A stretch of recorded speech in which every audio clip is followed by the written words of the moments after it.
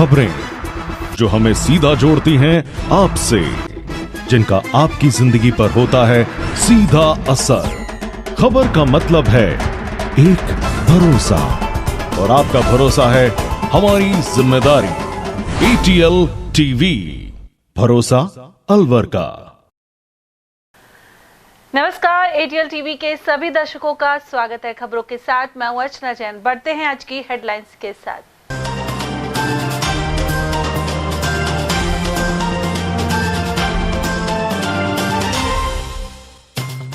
मशीनें लगाकर शहर के नालों की सफाई के लिए केंद्रीय मंत्री भूपेंद्र यादव ने दी हिदायत। मिनी सचिवालय में अफसरों की ली बैठक। अलवर सांसद के निर्देशों के बाद अलर्ट, प्रशासन ने गोदाम सीज कर 1300 किलो पॉलीथीन की जब्त। शहर के नाले बाधित होने के पीछे सांसद ने पॉलीथीन को भी बताया था वजह। ACB ने घूसखोर पटवारी को रंगे हाथों किया ट्रैप। मांडन क्षेत्र के पटवारी ने नामांतरण के लिए मांगी थी रिश्वत। और मूसलाधार बारिश के बीच जल स्रोतों पर जान जोखिम में डाल रहे हैं लापरवाह लोग, प्रशासन ने मूंदी आंखें। और अब खबरों को हम जानेंगे विस्तार से। केंद्रीय मंत्री भूपेंद्र यादव ने अतिरिक्त मशीनें लगाकर नालों की सफाई करवाने के निर्देश दिए हैं। शुक्रवार सुबह उन्होंने अलवर के मिनी सचिवालय में कलेक्टर आशीष गुप्ता और मेयर घनश्याम गुर्जर की मौजूदगी में नालों की सफाई को लेकर मीटिंग की। इसके अलावा आमजन से अपील की है कि पॉलीथीन का उपयोग बंद करें, क्योंकि इस तरह के प्लास्टिक से नाले अवरुद्ध होते हैं। उन्होंने यह भी बताया कि भिवाड़ी के STP प्लांट को दुरुस्त कराने और गंदे पानी की समस्या के समाधान के लिए CM से मुलाकात कर आवश्यक फैसला लिया गया है। जल्दी इस दिशा में काम शुरू हो जाएगा।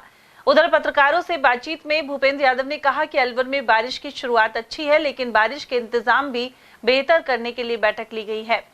उन्होंने कहा कि शहर के नालों की सफाई बड़ा विषय है और इसकी समीक्षा कर आवश्यक मशीनरी 8 जुलाई से लगाई जाएगी। नाले बंद होने के पीछे पॉलीथीन और अतिक्रमण प्रमुख वजह है। ऐसे में उन्होंने आमजन से पॉलीथीन की बजाय कपड़े के थैलों के प्रयोग का आग्रह किया है। और हम लंबे समय से बारिश का इंतजार कर रहे थे, लेकिन बारिश के इंतजार के साथ बारिश का इंतजाम भी पर्याप्त हो। इसको लेकर के नगर परिषद, PWD और सारे डिपार्टमेंट्स के साथ अलवर कलेक्टर महोदय के यहाँ एक व्यापक बैठक करी। मेयर भी साथ में थे। शहर के नालों की सफाई एक बड़ा विषय है, उसकी समीक्षा की गई और अभी 8 तारीख से नई JCB और ट्रैक्टर्स की अतिरिक्त व्यवस्था भी की जाएगी। सारे पार्षदों का एक WhatsApp ग्रुप बने ताकि नालों की सफाई पे काम हो। सबसे बड़ी जो चुनौती और समस्या है वो प्लास्टिक को लेकर के है। लगातार प्लास्टिक के कारण नाले बंद होते हैं, थोड़ा एनक्रोचमेंट भी रहता है। तो मैं अलवर के सभी लोगों से निवेदन करना चाहता हूँ कि प्लास्टिक का प्रयोग ना करें, गुलदस्ते देते समय प्रयोग ना करें, सामान कपड़े के थैले लेकर के जाएं, अपने घर से प्लास्टिक ना जाए। हमारा जाने वाला जो प्लास्टिक है वो हमारे शहर के नालों को रोक रहा है। तो प्रशासन की व्यवस्था भी चाक चौबंद जब होगी जब नागरिक उसमें सहयोग करेंगे। तो मेरा फिर आग्रह होगा प्लास्टिक का प्रयोग ना हो। बाकी सारी व्यवस्थाओं की समीक्षा करिए, नालों की सफाई से लेकर पुराने जो सीवरेज है, क्रॉसिंग पॉइंट है, एनक्रोचमेंट के विषय है, जहाँ पर JCB पहुंचानी है, खुदाई करवानी है, अतिरिक्त ट्रैक्टर लगाने, वो सारी समीक्षा की गई। और वहीं अलवर नगर निगम प्रशासन द्वारा प्लास्टिक पन्नियों पर कार्रवाई करते हुए 1300 किलो पन्नियों को जब्त किया गया है। वहीं 2 गोदामों को सील कर दिया गया है। इसी दौरान कई दुकानदार अपने गोदाम में ताला लगाकर खिसक लिए। निगम के राजस्व अधिकारी यदुराज मीणा ने बताया कि जिला कलेक्टर के निर्देश पर आटावाली गली स्थित आसाम प्लास्टिक और सुधांशु ट्रेडिंग कंपनी के गोदाम पर छापा मारा गया। वहीं आगे भी कार्रवाई जारी रहेगी। बटियारों की गली के अंदर भारी मात्रा में प्लास्टिक सामग्री जो प्रतिबंधित है उसका स्टोर करने पर 2 गोडाउनों को सीज किया गया है और कुछ दुकानदारों से प्लास्टिक सामग्री जो प्रतिबंधित है उसको जब्त किया गया है। ये 2 गोडाउन थे, एक आसाम प्लास्टिक एजेंसी और एक सुधांशु ट्रेडिंग। इनसे लगभग जो हमने अभी तक काउंटिंग की है 1300 किलो प्रतिबंधित प्लास्टिक सामग्री जब्त की गई है और बाकी की गणना भी जारी है। अभी वर्तमान में उसको सीज कर दिया गया है। इसके अलावा भी मौके पर 3-4 गोडाउन और है जो संदिग्ध हमें पाए गए। वो लोग वहां से चाबी उसको लॉक करके और भाग गए। गौरतलब है कि केंद्रीय मंत्री एवं सांसद भूपेंद्र यादव ने मिनी सचिवालय में अधिकारियों की बैठक में प्लास्टिक पन्नियों पर रोक लगाने के दिशा निर्देश दिए थे। उन्होंने कहा था कि इससे शहर के नाले अवरुद्ध हो जाते हैं। रिश्वत मांगने वाले एक पटवारी को एसीबी की अलवर प्रथम इकाई ने रंगे हाथों गिरफ्तार किया है। सुमेर नाम का यह पटवारी मांडन के हल्का सांतो में तैनात है। डीजी डॉक्टर रवि प्रकाश मेहरड़ा के अनुसार रजिस्टर्ड दानपत्र का नामांतरण खोलने के एवज में 8,000 रुपए मांगने को लेकर परिवादी ने शिकायत की थी। यह आरोपी 1,000 रुपए वसूल भी चुका है। इसके बाद डीएसपी महेंद्र कुमार के नेतृत्व में एक टीम ने आरोपी को दबोच लिया, साथ ही उससे पूछताछ की जा रही है। वहीं आवास एवं अन्य ठिकानों पर तलाश जारी है। जिले भर में तेज बारिश का दौर चल रहा है। वहीं ऐसे में जहां जगह जगह पानी भरने से जनजीवन अस्त व्यस्त है, साथ ही आकाशीय बिजली गिरने से मौतें भी हो रही है। दूसरी ओर मूसलाधार बारिश के बाद नदी नालों एवं बांधों जैसे जल स्रोतों पर निगरानी के लिए सुरक्षा की जरूरत बनी हुई है। गौरतलब है कि रूपारेल नदी में पानी की आवक जोरों पर है। वहीं कुशालगढ़ के समीप रूपारेल नदी में अपनी जान जोखिम में डालकर पिकनिक मनाने आए कुछ युवक नदी के बीच में से गुजरते नजर आए, जबकि पूर्व में इसी तरह से दुर्घटनाएं भी हो चुकी है, लेकिन अभी तक प्रशासन ने सबक नहीं लिया और ना ही कोई सुरक्षा व्यवस्था की है। इस वक्त हम खड़े हैं कुशालगढ़ के समीप, जो रूपारेल नदी यहां से बहती है उस क्षेत्र में। यह पुलिया बना हुआ है जहां इधर से लगातार बारिश का पानी आ रहा है और पुलिया से क्रॉस करता हुआ इधर रूपारेल नदी में मिल रहा है। आप जिस तरह से देख सकते हैं कि यहाँ पर जिस तरह का नज़ारा है, यहाँ जान जोखिम में डालकर कुछ युवक पानी में से निकल रहे हैं, जबकि पहले भी यहाँ कई दुर्घटनाएं हो चुकी हैं, लेकिन उससे कोई सबक नहीं लिया गया। लेकिन वर्तमान में आपको बता दें कि लगातार बारिश का दौर जारी है। मूसलाधार बारिश रात से ही यहाँ जारी है, जिसके बाद रूपारेल नदी में पानी आया। लेकिन आप स्थिति ये देख सकते हैं, इसको लेकर प्रशासन को कड़े कदम यहाँ सुरक्षा को लेकर उठाने चाहिए। वहीं इसके साथ ही यहाँ पर जिस तरह का माहौल है और यहाँ पर जितने भी लोग पिकनिक मनाने आते हैं, उन्हें इस बात का ध्यान रखना होगा कि बारिश के दिनों में यह पानी कितना खतरनाक हो सकता है। लेकिन इसके बावजूद भी यहाँ पर जिस तरह का नज़ारा आप देख सकते हैं, भगवान सैनी। उधर नटनी का बारा रूपारेल नदी के तेज बहाव में युवा पानी में कूदकर नहाते और नदी के बीच में खड़े होकर सेल्फी लेते नजर आए। यह लोग बड़ी दुर्घटना को आमंत्रित कर रहे हैं, लेकिन प्रशासन का इस ओर कोई ध्यान नहीं है। सुबह से हो रही बरसात के बाद गुरुवार को रूपारेल नदी में पानी की भरपूर आवक हुई। इसी दौरान कुछ असामाजिक तत्व शराब के नशे में रूपारेल नदी के तेज बहाव में पुल के ऊपर से कूदकर नहाते दिखे। कुछ वर्षों पहले भी इसी नदी में बहकर एक युवक की जान चली गई थी। गौरतलब है कि सरिस्का के पहाड़ों से बरसात के मध्य अचानक तेजी से पानी आता है। इसी वजह से यहाँ गार्ड लगाने की जरूरत बनी हुई है। बरसात बढ़िया हुई है आज। तो कितनी नदी आ रही है आज? नदी खूब आ रही है सब। कितने फुट आ रही है जी? कितने फुट आ रही है? फुट तो ये खुराक ऊपर और जा रही है। अच्छा, 3-4 फुट। जैसे नदी आ रही है, कुछ युवा सेल्फी फोटो लेने के चक्कर में नदी में खड़े हैं, क्या कहोगे? इनको बचाना होगा, ये बह सकते हैं इनको। अच्छा, नदी पीछे बरसात तेज आ गई, पीछे बरसात आ रही है, यहाँ बरसात का मौसम होगा, बरसात आने लग गई है। अच्छा, प्रशासन को यहाँ गार्ड रखने गार्ड रहना चाहिए प्रशासन को यहाँ पे। कैसी बरसात है और बरसात बहुत अच्छी हो गई है। अच्छा बारिश हुआ थाना गाजी विराटनगर की तरफ, और ये नदी का जो नटनी का बारा है पानी आ चुका है। अच्छा, अभी पानी चढ़ाव में है, बढ़ रहा है, लेकिन कुछ जैसे युवा है फोटो सेल्फी ले रहे हैं, नदी के अंदर खड़े हुए हैं, उनके लिए बहुत गलत है। ज़्यादा पानी आने से कुछ दिन पहले एक हादसा भी हुआ था। हादसा हुआ था, हाँ, कई एक फैमिली पूरी डूब गई थी। और अब इनको भी बहुत गलत है, नहाना यहाँ पर उचित नहीं है। उल्लेखनीय है कि नलदेश्वर और सागर तालाब के अलावा कुछ अन्य स्थानों पर भी तेज बारिश के मध्य बच्चे और युवक नहाते हैं। गुरुवार को भी यह नजारा दिखा।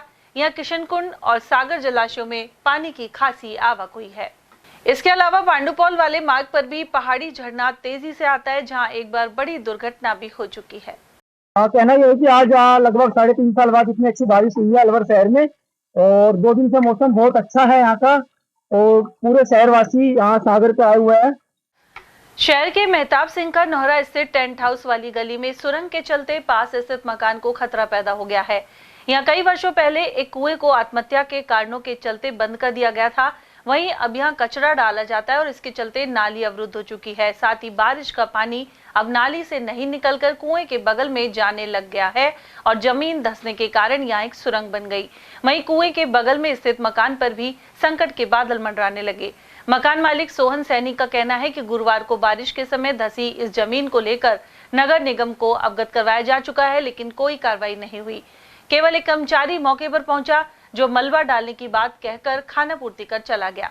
साथ ही पार्षद को भी जानकारी दी गई है। महताब सिंह के नौरे के पीछे के टेंट वाली गली में होके निकलता है रास्ता, और यहाँ पे ये पुरखों के समय का कोई कुआं है और काफ़ी समय से कुएं में पानी आना बंद हो गया था, तो इसको सरकार के निर्देशों के हिसाब से बंद भी करवाया, क्योंकि कई लोग इसमें मरने की धमकी देते थे उस वक्त। अब ये बंद हो गया है, यहाँ पे लोग कूड़ा डालने लग गए हैं। अभी कुछ पीछे मकान किसी का बना तो उसने टोली की जाने की वजह से नालियाँ बंद कर दी। ये नालियाँ बंद होने की वजह से ये पानी यहाँ पे रुका और पानी रुक के इसमें जाने लगा। इसमें जाने के बाद हमें उस वक्त ऐसा पता नहीं था कि ऐसा कुछ होगा।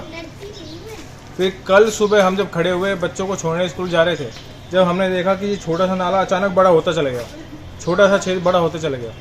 उसके बाद हमने तुरंत प्रशासन को खबर करने की चेष्टा करी और पार्षद को इस चीज़ से अवगत कराया। उसके बाद फिर प्रशासन को भी अवगत कराने की बिल्कुल चेष्टा की, मगर अभी तक प्रशासन का कोई भी जवाब नहीं आया हमारे पास। एक व्यक्ति आया था आज सुबह, एक लेडी भी आई थी, पड़ोसी कहते हैं, और एक मलबा वाला है जो मलबा डालने की कह रहा है, वो भी इधर डालने की बोल रहा है। इसकी कोई कार्रवाई करने की नाली का निकास अभी तक कोई नहीं। पार्षद अपने हिसाब से कार्रवाई कर रहा है, मगर पार्षद की कितनी सुनवाई हो सकती है और कितना मतलब प्रशासन इस चीज़ के ऊपर गंभीर है, इसकी कोई जानकारी हमें पता नहीं। और ये मेरा बगल वाला मकान है, इस कुएं के बिल्कुल पास वाला। सबसे ज़्यादा समस्या मुझे है इसे, क्योंकि मैंने इसमें देखा है कि अंदर तक ये बहुत गहरा हो चुका है। कुल मिलाकर मौत का कुआं भले ही बंद हो गया हो, लेकिन यहाँ जमीन धंसने से बनी सुरंग से पास के मकान को खतरा है। ऐसे में इसके मौत की सुरंग बनने से पहले ही कार्रवाई की जरूरत है। सेंट्रल जेल अलवर के डिटेंशन सेंटर में रह रहे बांग्लादेशी नागरिक मोहम्मद अजीम ने अपनी भूख हड़ताल समाप्त कर दी है। रिहाई और वतन वापसी की मांग को लेकर वह भूख हड़ताल पर था। एएसपी मुख्यालय डॉक्टर तेजपाल सिंह ने बताया कि वे एडीएम सिटी बीना मावर के साथ सामान्य अस्पताल स्थित कैदी वार्ड पहुंचे। साथ ही ढाका बांग्लादेश के निवासी इस कैदी की समझाइश की, साथ ही उसे कानून प्रक्रिया के तहत जल्द ही वतन वापस भेजने का आश्वासन दिया। गौरतलब है कि वह पिछले 4 दिनों से भूख हड़ताल पर था। जेल प्रशासन ने उसकी तबीयत खराब होने पर सोमवार को सामान्य अस्पताल स्थित कैदी वार्ड में भर्ती कराया था। इसके लिए ये अनाधिकृत तरीके से भारत में आया था, अजमेर में जियारत करने का बता रहा है। ऑलमोस्ट 11 महीने के आसपास हो गया यहाँ पर है। बस केवल कागजात नहीं है, कोई इस पर ऑथराइज तरीके से नहीं आया, उसी मामले में यहाँ पर डिटेन किया हुआ है। हमने संबंधित जो एजेंसीज है वहाँ बात की है और जल्दी इसका ट्रेवल पास इशू हो जाएगा और इसको इसी देश में डिपोर्ट कर दिया जाएगा। लगभग 1 वीक से बैठा हुआ था, तो आज हमने इसको काफ़ी काउंसिल किया, बात की और इसने अपनी हड़ताल समाप्त कर दी, जूस पी लिया है। एडीएम साहब भी साथ में पधारे थे, आज जूस पी लिया, कल से खाना स्टार्ट कर दिया। राष्ट्रीय लोक अदालत के सफल क्रियान्वयन के लिए जिले के राजस्व अधिकारियों के साथ वर्चुअल बैठक का आयोजन किया गया। जिला विधिक सेवा प्राधिकरण द्वारा 13 जुलाई को लोक अदालत का आयोजन किया जा रहा है। प्राधिकरण के कार्यवाहक सचिव एवं एसीजेएम संख्या 5 मनोज कुमार ने जानकारी दी। उन्होंने बताया कि गुरुवार शाम प्राधिकरण अध्यक्ष और जिला एवं सेशन न्यायाधीश हरेंद्र सिंह की अध्यक्षता में एक बैठक हुई। इसमें अलवर, कोटपुतली, बहरोड एवं खैरतल, तिजारा से जिला कलेक्टर सहित नोडल अधिकारी और राजस्व अधिकारी आदि मौजूद रहे। इस दौरान ज्यादा से ज्यादा प्रकरणों को चिन्हित कर निस्तारण के लिए भी प्रेरित किया गया। राहुल गांधी द्वारा नेता प्रतिपक्ष के रूप में लोकसभा में दिए गए हालिया भाषण को लेकर प्रतिक्रियाओं का दौर जारी है। भाजपा के जिला उपाध्यक्ष देशराज वर्मा ने कहा है कि राहुल गांधी हिंदू विरोधी बयान दे रहे हैं। इसके अलावा उनके भाषण में तथ्यों के बजाय सिर्फ झूठे आरोप हैं, जबकि इसके विपरीत नीट के मामले में दोषियों को सजा दी जा रही है। वहीं मणिपुर हिंसा मामले में भी केंद्रीय गृह मंत्री अमित शाह होकर आए थे और राज्य सरकार निरंतर इस दिशा में काम कर रही है। इसके अलावा अग्निवीर के तहत भर्ती हुए युवा को शहीद होने की स्थिति में मुआवजा भी दिया जाता है। एक बात बताइए, आप सरेआम देश की सबसे सर्वोच्च पंचायत के अंदर इस तरह के अभद्र व्यवहार कर रहे हैं आप और हिंदू समाज को पूर्णतः दोषी ठहरा रहे हैं, तो क्या सब हिंदू दोषी हैं क्या इस बात को लेके? राहुल जी वहाँ जाके खुद असभ्य तरीका से बात कर रहे हैं, जैसे एक बहुत प्रतिष्ठित और आज विपक्ष के नेता हैं। उस बात को रखना चाहिए, उस तरीके से न रखे, बचपने तरीके से रख रहे हैं, बहुत गलत था। मैं आज भी देख रहा था, कल भी मैं देख रहा था। कल जब प्रधानमंत्री जी उनके भाषण का, प्रधानमंत्री जी उनके द्वारा कहे गए वक्तव्यों का जब जवाब देने लगे तो विपक्ष हल्ला मचा रहा है। ये कौन सभ्यता हुई? मैं कह रहा हूँ विपक्ष को अपनी बात रखनी चाहिए, लेकिन शांतिपूर्ण और स्पष्ट बात रखनी चाहिए। जब प्रधानमंत्री जवाब दे रहे हैं उनकी बात का, तो उनको शांतिपूर्ण सुनना चाहिए और अपनी बात रखनी चाहिए। कल 2 घंटे का भाषण में पूरे भाषण के दौरान विपक्ष हल्ला कर रहा है, सुन ही नहीं रहा। आप और बताना चाहूँगा, नीट के लिए प्रधानमंत्री ने लोकसभा के अंदर देश की सर्वोच्च पंचायत में साफ कहा है कि दोषियों को बख्शा नहीं जाएगा, जो दोषी है उनको हम अरेस्ट कर रहे हैं, पकड़ रहे हैं, जांच चल रही है। तीसरी बात, किसानों के लिए उन्होंने कहा है, किसानों को कौन सी, अभी आज मोदी जी आज भी कह रहे थे, कल भी कह रहे हैं कि PMCF पर भी बहुत सारे खरीदारी हुई है और किसानों को निधि के अंदर हम बढ़ोतरी करेंगे। किसानों की हर समस्याओं के समाधान के लिए भारतीय जनता पार्टी है। मोदी सरेआम कह रहा है देश का प्रधानमंत्री कि हम किसानों के साथ हैं। राहुल जी को असभ्यता से बात नहीं करके उनके साथ बैठना चाहिए था, बात करनी चाहिए तरीके से। हुल्लड़ कर रहे हैं, आवाज़ कर रहे हैं, ये एक परिपूर्ण बात नहीं थी, बहुत बुरी है देश के लिए और इस लोकतंत्र के लिए। जब राहुल जी बोल रहे थे, आपने देखा होगा कि देश का रक्षा मंत्री खड़ा होकर जवाब दे रहा है कि भाई आप गलत बोल रहे हो, तथ्यों को गलत पेश मत करिए। लोकसभा के अंदर आप तथ्यों के माध्यम से पेश करिए। 1 करोड़ रुपए जब कोई अग्निवीर का शहीद होता है तो उसके परिवार को 1 करोड़ रुपए दिया जाता है। ये खुद देश के रक्षा मंत्री ने संसद में कहा। तो सुनने की क्षमता रखनी चाहिए थी राहुल जी को, तथ्यहीन बात नहीं करनी चाहिए, मेरा कहने का था। और वहीं अलवर जिला कांग्रेस कमेटी के अध्यक्ष योगेश मिश्रा के अनुसार राहुल गांधी के बयान को सरकार गलत ढंग से पेश कर रही है, जबकि राहुल गांधी ने कहा था कि हिंदू कभी भी हिंसा नहीं करता है और भाजपा हिंदुओं की ठेकेदार बन रही है। मिश्रा के अनुसार राहुल गांधी हमेशा मोहब्बत से रहने की बात करते आए हैं, साथ ही वे देशवासियों के लिए सड़क से संसद तक संघर्ष कर रहे हैं। देखिए, भारतीय जनता पार्टी के जो अंधभक्त साथी हैं, मैं उनसे आपके चैनल के माध्यम से निवेदन करना चाहता हूं कि खुद का भी थोड़ा बहुत दिमाग उपयोग में लें। राहुल जी ने यह कहा था कि आप भारतीय जनता पार्टी के लोग हिंदू होने का दावा करते हो। हिंदू हिंसा नहीं करता, हिंदू नफरत नहीं फैलाता, हिंदू झूठ नहीं बोलता। और आप जो नेता लोग हो भारतीय जनता पार्टी के, जो अपने आप को हिंदू कहते हो, वो गलत हरकत कर रहे हो। आप हिंदू हो ही नहीं सकते अगर आप ऐसी हरकत करते हो। उन्होंने सारे हिंदू समाज को नहीं कहा, जो लोग हिंदुत्व को बेच रहे हैं, जो हिंदुओं को गुमराह कर रहे हैं, उनको कहा कि आप हिंदूवाद की बात करते हो और हिंदू जो काम नहीं करता, नफरत फैलाने का, झूठ बोलने का, वो काम आप लोग कर रहे हो, तो आप हिंदू नहीं हो सकते। आप अगर हिंदू हो तो इन हरकतों को सुधारिए। अब वो कहते हैं राहुल जी ने पूरे हिंदू समाज को कहा, ये गलत बात है। राहुल जी ऐसी बात नहीं कह सकते। रही बात मणिपुर हिंसा की, आज तक मोदी जी मणिपुर गए हैं क्या? कितने दिन से महिलाओं पर अत्याचार हो रहे हैं, वहां के आवाम पर अत्याचार हो रहे हैं, क्या किया इन्होंने मणिपुर के लिए? भाषण तो कोई भी दे ले। नीट के पेपर वाली बात है, लीपापोती कर रहे हैं। अगर इनमें दम है तो नीट की परीक्षा को रद्द कर दे, दोबारा परीक्षा कराएं, ईमानदारी से परीक्षा कराएं। क्यों बच्चों को भविष्य खतरे में डाल रहे हैं? 70 बच्चों के 720 में 720 नंबर आ रहे हैं। ऐसा हो सकता है क्या कभी? है किसी परिवार का जवान बच्चा अग्निवीर बना और ऑन ड्यूटी शहीद हो गया, उसको कोई सुख सुविधा ही नहीं, तो काहे की अग्निवीर है? तो यूज एंड थ्रो कर रहे हैं देश के बच्चों के साथ। 17 साल का भर्ती, 21 साल का रिटायर, फिर अपना कुछ भी करो, कहीं डोलो, कोई सुविधा नहीं। तो ये देश की सेना का भी अपमान है। अब देश का युवा भी इसको समझ गया कि हमारे साथ खिलवाड़ कर रहे हैं, देश की जनता भी समझ गई सिर्फ लीपापोती कर रहे हैं। अब ठीक है, इनकी कोई बृहस्पति ठीक है, वो लीपापोती और कर लेंगे 2-4 साल। मुझे तो लगता नहीं सरकार पूरे 5 साल चले, हो सकता है साल 6 में गिर जाए। कोरोना काल में राशन डीलरों की मौत के मामले में उनके परिवारजनों को अब तक मुआवजा नहीं मिला है। ऐसे में उन्होंने जिला कलेक्टर से मुलाकात की, साथ ही बताया कि कोरोना काल में भी अलवर जिले के कई राशन डीलरों ने घर घर पहुंचकर राशन वितरित किया था। राज्य सरकार ने उनके साथ कुछ होने की स्थिति में परिजनों को 50 लाख रुपए मुआवजा देने की बात कही थी, लेकिन इस पर अमल नहीं हो रहा है। पीड़ित तरुण गुप्ता ने बताया कि उनके दादा ओम प्रकाश गुप्ता खिलौरा पंचायत में अनाज वितरित करते थे। वर्ष 2020 में कोरोना से उनकी मृत्यु हो गई थी। अलवर जिले के 3 अन्य राशन डीलरों की जान भी कोरोना से चली गई थी, लेकिन मुआवजे की फाइल अधिकारियों के टेबल पर चक्कर काट रही है। अब जिला कलेक्टर आशीष गुप्ता ने उन्हें कार्रवाई का आश्वासन दिया है। हमारे घर से मेरे दादाजी थे, वो राशन डीलर थे। उनकी कोरोना के दौरान राशन वितरण करते समय उनकी डेथ हो गई थी। सरकार का नियम था जिन राशन डीलरों की कोरोना के दौरान वितरण करते समय मृत्यु हो जाए, उन सबके लिए सर क्लेम की राशि की घोषणा की गई थी, जो हमें अभी तक नहीं मिली है। जो हम 2020 से मैं आज तक डोल रहा हूँ, जाने कितनी ही बार मैंने यहाँ जन सुनवाई में अपनी अर्जी लगाई है, पर मेरी कुछ सुनवाई नहीं हुई। कितनी राशि है सर 50 लाख के करीब बता रहे। क्या नाम दादाजी का आपको? ओम प्रकाश गुप्ता। कितने लोग हैं ऐसे? 4 लोग हैं सर। 4 लोग हैं पूरे जिले में? जी सर। अब कलेक्टर ने क्या आश्वासन दिया? ठीक है, देखते हैं। पर्यावरण संरक्षण के लिए शुक्रवार को अलवर के अंबेडकर नगर में पौधरोपण किया गया। व्यापार महासंघ की ओर से हुए कार्यक्रम में केंद्रीय वन एवं पर्यावरण मंत्री भूपेंद्र यादव भी मौजूद थे और उन्होंने भी पौधा लगाया।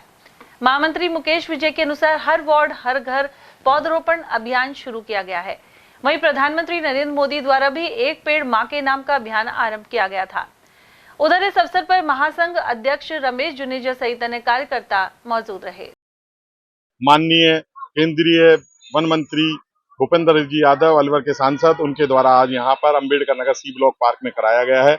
आज 11 पौधे लगाकर इस ब्लॉक के पार्क में इसकी विधिवत शुरुआत की गई है। इसके बाद हर वार्ड में व्यापार महासंघ हर घर तक उन लोगों को मोटिवेट करने के लिए पहुंचेगा और पौधारोपण, क्योंकि आज आप देख रहे हैं जिस तरीके से पर्यावरण बिगड़ रहा है, वो हो रहा है, उसके लिए पौधारोपण बहुत जरूरी है। एक अभियान व्यापार महासंघ ने आमजन और व्यापारियों के साथ मिलकर चलाया है। उधर एक पेड़ मां के नाम अभियान के जिला संयोजक एवं भाजपा जिला उपाध्यक्ष देशराज वर्मा ने जानकारी दी कि 30 मंडलों में अभियान चल रहा है। वहीं प्रत्येक मंडल में 370 से ज्यादा पौधे लगाने का लक्ष्य है। प्रदेश के वन और पर्यावरण मंत्री संजय शर्मा के अलावा अब केंद्रीय वन मंत्री भूपेंद्र सिंह यादव ने पौधा लगाया है। एक पेड़ मां के नाम कार्यक्रम के तहत अंबेडकर नगर के अंदर आज सुबह उन्होंने पेड़ लगाया और एक पेड़ मां के नाम के माध्यम से उन्होंने संदेश दिया है कि हर कार्यकर्ता एक एक पेड़ अपनी मां के नाम की से हर ऐसी जगह लगाए जहां लोग उसको बैठें और धूप से बचाया जाए। ये हमारा चल रहा है कार्यक्रम। हम चाहते हैं कि एक एक मंडल पर 370 पेड़ लगाने का जो कार्यक्रम है, उसके तहत आज का कार्यक्रम अंबेडकर नगर अलवर में किया गया था। अलवर शहर के सुभाष चौक स्थित जगन्नाथ मंदिर में श्री गणेश पूजन के साथ ही भगवान जगन्नाथ के वैवाहिक कार्यक्रम का शुभारंभ हो गया है। यहाँ पंडितों ने मंत्रोच्चारण के साथ गणेश पूजन करवाया। इसके जरिए भगवान गणेश से जगन्नाथ मेला निर्विघ्न संपन्न होने की कामना की गई। साथ ही 7 जुलाई को ध्वज पूजन होगा और भगवान जगन्नाथ को कंगन डोरे बांधे जाएंगे। 14 जुलाई को सीताराम जी की सवारी रूपबास के लिए रवाना होगी। वहीं 15 जुलाई को शाम 6 बजे भगवान जगन्नाथ की रथ यात्रा निकाली जाएगी। आज गणेश पूजन सुबह प्रातः 8:30 बजे 11 पंडितों द्वारा मंत्रों का जाप करके गणेश जी को न्योता दिया गया और आज से मेले की विधिवत रूप से तैयारियां तो सब कंप्लीट हो चुकी है। मेले की तैयारियां हो गई हैं और अब 7 तारीख को भगवान श्री जगन्नाथ जी का ध्वज पूजन होगा। उस दिन भगवान श्री जगन्नाथ जी के कंगन डोरे बांधेंगे। कंगन डोरे बांधने के लिए पूरे भारतवर्ष से जिन बच्चों की शादी नहीं होती है या जिसकी जो भी मनोकामना होती है वो यहाँ आते हैं। जिन बच्चों की शादी नहीं होती है वो जो कंगन डोरे बंधवाते हैं, तो उनका ये मानना है कि जब जगन्नाथ जी की हर साल शादी होती है तो हमारी भी शादी होगी। इसके बाद 14 तारीख को भगवान श्री जगन्नाथ जी के मंदिर से सीताराम जी की सवारी निकलेगी और 15 तारीख को नवमी के दिन भगवान श्री जगन्नाथ जी की रथ यात्रा बड़े धूमधाम से निकलेगी। इसमें स्पेशल बाहर से बैंड वगैरह आई है और लवाजमा और झांकियां लगेंगी। इसके अलावा फिर 17 तारीख को भगवान श्री जगन्नाथ जी की वरमाला होगी। 18 तारीख को रूपबास के अंदर भगवान श्री जगन्नाथ जी का मेला भरेगा और 19 तारीख को भगवान श्री जगन्नाथ जी की रथ वहां से वापस होगा। और यहाँ लेंगे एक छोटा सा ब्रेक। आप देखते रहिए एयरटेल टीवी। हीरे, सोने, चांदी के जेवरातों के विक्रेता दुर्गा प्रसाद सुनील दत्त ज्वेलर्स, बजाजा बाजार, अलवर।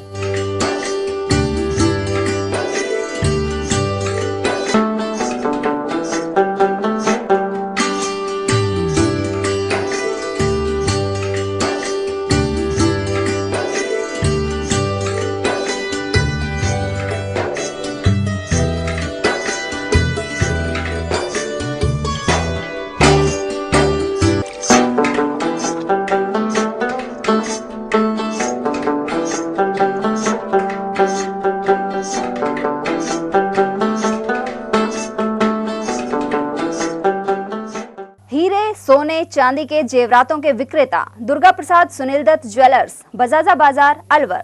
Phone number 0144233853 92338663। फर्नीचर का 32 साल पुराना जाना माना नाम राहुल डेकोर। यहाँ आपकी लाडली बिटिया के लिए अथवा अपने घर के लिए सभी प्रकार का सागवान का फर्नीचर उपलब्ध है।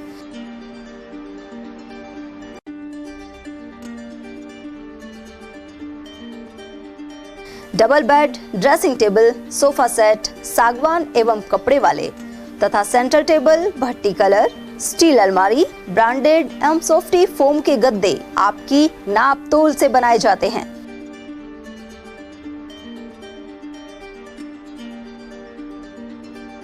सभी सामान एक ही छत के नीचे उपलब्ध।